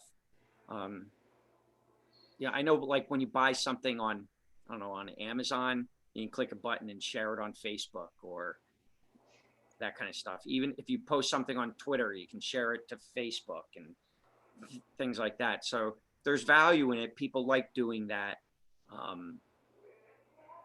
There is a maintenance cost to adding that functionality, and there's plug-in tools that you can get that Greg. It doesn't have to be, built programmed from scratch. Yeah, agreed.